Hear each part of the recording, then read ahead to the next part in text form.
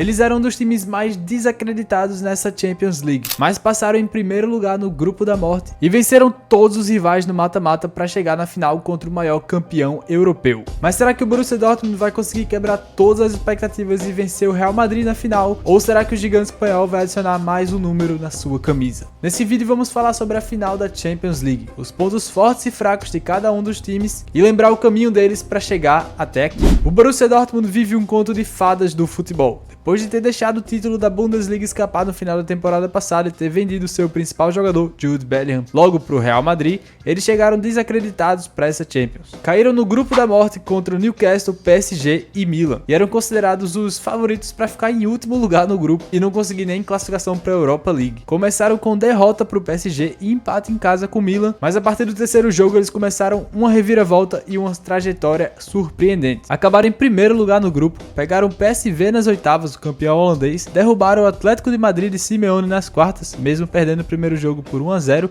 e depois conseguiram vitórias heróicas contra o PSG nas semifinais, eliminando o time de Mbappé. Mas como esse Borussia Dortmund, que terminou o campeonato alemão em quinto lugar nessa temporada, se transformou em praticamente outro time na Champions? O Borussia Dortmund de Terzic tem uma estrutura de jogo bem equilibrada, mas falta consistência e capacidade de dominar os adversários. Mas na Champions, digamos que eles estão entrando no modo copeiro e as coisas são bem diferentes. Seu ponto forte é o sistema defensivo. Ótimos jogadores individualmente, liderados por Hummels, muito experiente, campeão do mundo, e Schlotterbeck, zagueiro de alto nível da Alemanha. Além do goleiro Kobel, o lateral Madsen, rápido e habilidoso, que pertence ao Chelsea, e os volantes Emre Can e Sabitzer, que ajudam muito na marcação. Na frente eles têm pontas e meias rápidos e habilidosos. Julian Brandt, que apesar de não fazer uma boa temporada, se destacou contra o Atlético, é o cérebro do time no meio campo, e outro renegado do United, Sancho, na ponta direita. Quando tá inspirado, tem ótimo aproveitamento em dribles. E do outro lado tem ADM, que ajuda muito o time, também é muito habilidoso, raçudo, é um ótimo jogador. E na área o centroavante Füllkrug, que também tem seus momentos importantes. Esse deve ser o time titular do Dortmund na final. Claro que tem Marco Reus também, mas ele deve entrar só no segundo tempo. Apesar de ter feito um bom jogo de despedida do campeonato alemão, o time talvez funcione melhor desse outro jeito, como foi contra o PSG. O Dortmund se defende com uma marcação intensa e também gosta de pressionar, mas quando estão sendo atacados, eles reduzem os espaços do adversário pelo meio. E foi assim que eles derrotaram o PSG. Mbappé no primeiro jogo pegava a bola e já vinha uma forte marcação em cima dele. Terzic pode bolar um plano parecido para tentar impedir Vinícius Júnior de jogar com tranquilidade. Quando eles recuperam a bola, é hora de sair no contra-ataque, que é a maior arma ofensiva desse time. Os jogadores rápidos que eles têm levam pelo corredor para achar no meio Sabitzer se infiltrando, Brandt e Füllkrug também. Além disso, o Borussia é forte na bola parada, e esse pode ser um fator determinante para esse jogo aqui. Mas o Borussia Dortmund não é um time que pode ser considerado muito confiável contra adversários superiores. Mas a Champions tem também um histórico de times que eram desacreditados, não faziam boas temporadas em seus campeonatos, mas quando chegavam na Champions, em que cada jogo é um jogo, se transformavam, e o Borussia Dortmund pode ser um desses casos, parecido com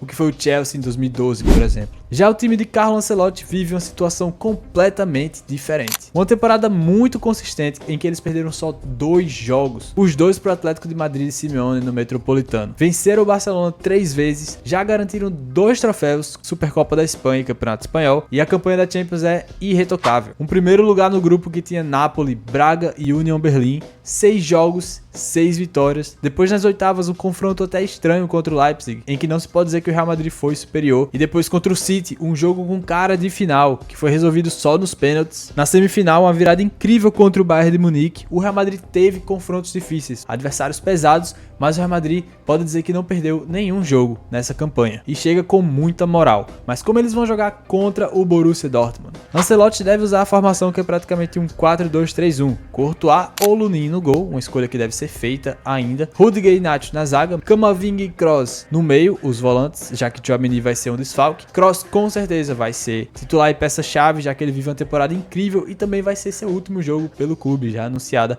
a aposentadoria após a Euro. E no ataque, aí tem uma dúvida, como vão jogar Bellingham, Vini e o Rodrigo, pelo menos no início do jogo? Ancelotti já mudou um pouco a posição dos 3 nessa temporada. Contra o City foi com o Rodrigo na esquerda, Vini e Bellingham no meio. Contra o Bayern, na ida também, só que na volta Vini voltou para a esquerda para explorar o lado de Kimmich e sair da marcação de De Ligt e Dier, enquanto o Rodrigo foi para o meio. E contra o Borussia Dortmund eu acredito que vai ser algo parecido com isso, para usar Vini Júnior contra Hirson e Sancho, que eu acho que é o lado mais fraco da defesa do time alemão. Mas claro que o trio vai jogar com a fluidez de sempre, se movimentando e se associando. Diferente do jogo contra o City, que o Real ficou contente de se defender e jogar no contra-ataque, Aqui nessa final eles devem propor mais o jogo do que o Borussia Dortmund, um cenário mais parecido com o que foi contra o Bayern de Munique em Madrid. A história está a favor do clube espanhol. De todas as finais de Champions que eles jogaram, eles só perderam 2, a última em 1986 para o Steaua de Bucareste. Desde então são 8 finais, 8 vitórias, o que é bem impressionante. Nos últimos tempos, quando chega na final, ganha nem que seja graças ao talento individual das suas estrelas. Por exemplo, na última final contra o Liverpool, Courtois defendeu tudo. Então o Real Madrid tem uma certa facilidade em ganhar finais de Champions e isso realmente pesa muito a favor deles. Enquanto o Borussia vai buscando aí sua segunda taça de Champions em sua terceira final. Algumas histórias interessantes: Toni Kroos pode igualar Paco Gento como o maior